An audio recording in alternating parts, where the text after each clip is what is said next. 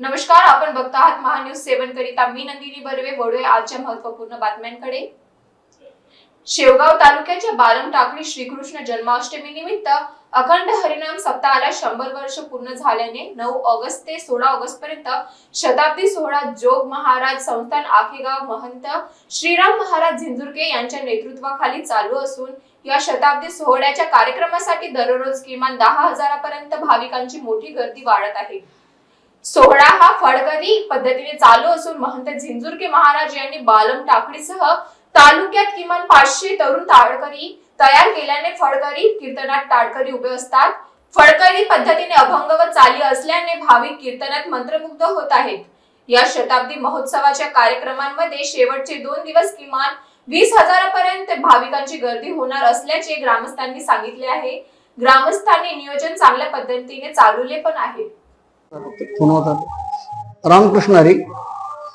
सध्या बालम टाकळी तालुका शेवगाव येथे 100 वर्षापासून गोकुळाष्टमी महोत्सव हा होत आलेला आहे. त्याचा शताब्दी महोत्सव भव्य दिव्य पद्धतीने होत आहे.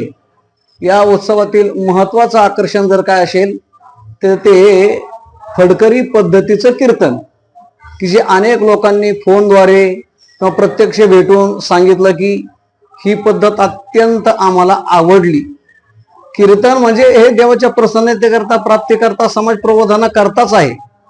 पण अलीकडे असं झालं की लोकांना रजोगुणातून तमोगुणातून सत्वगुणात घेण्याकरता कीर्तन आहे, पण लोकांना सत्वगुणातून रजोगुणात तमोगुणात घेतलं जातं. कीर्तनामध्ये रंगेलपणा आला, चावट गोष्टी आल्या की जे कीर्तन मर्यादा सांगत असताना नाथ महाराजांनी भक्ती ज्ञानाविरहित इतर गोष्टी न कराव्या, प्रेम भरे वैराग्याच्या युक्ती विवराव्या, अशा पद्धतीचे कीर्तन आणि फडकरी मंडळींनी हे सर्व सांभाळलेलं आहे.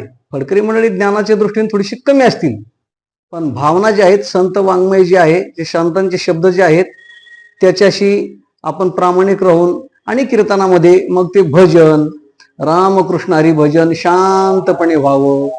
रूपाचा अभंग आपण देवाला प्रसन्न करण्याकरता तो म्हणावा. त्याच्यानंतर रामकृष्ण हरी भजन. मग जेव्हा जेव्हा भजन होतं तर ते भजन अर्थातच भगवंताशी एकरूप होऊन आळवू नये. तो केवळ विधी नाहीये.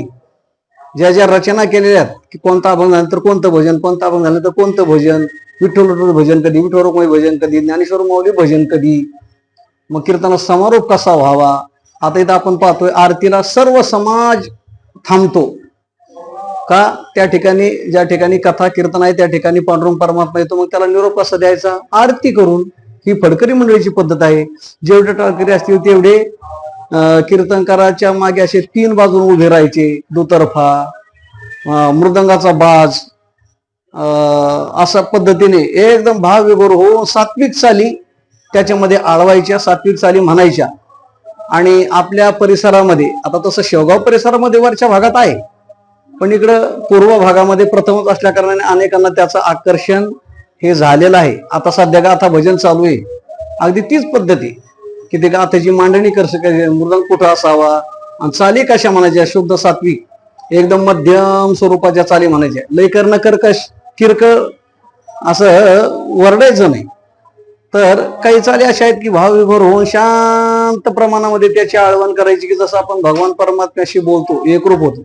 माऊलीने तुकोबाराने जे एकरूप होऊन भजन केलं त्या पद्धतीचं भजन कीर्तन त्याला म्हणतात फडकरी पद्धतीचं कीर्तन. शेवगाववरून जयप्रकाश बागडे यांची रिपोर्ट, महान्यूज 7 नागपूर. नागपुर ही नहीं तो विदर्भ के लोगों के स्वास्थ्य को बनाए रखने की जिम्मेदारी अब रिलायबल मल्टी स्पेशलिटी हॉस्पिटल की। Best quality health care. जी हाँ, अब हम रहेंगे आपकी सेवा में 24/7 तत्पर। Orthopaedic, joint replacement, ICU theatre, maternity surgery, pathology, modular operation, pharmacy और लैप्रोस्कोपी सर्जरी आदि सभी आधुनिक सुविधाओं से पूर्ण। We are always for your health care. हमारा पता reliable multi speciality hospital, Wathoda square, near Nayara petrol pump, ring road, Nagpur.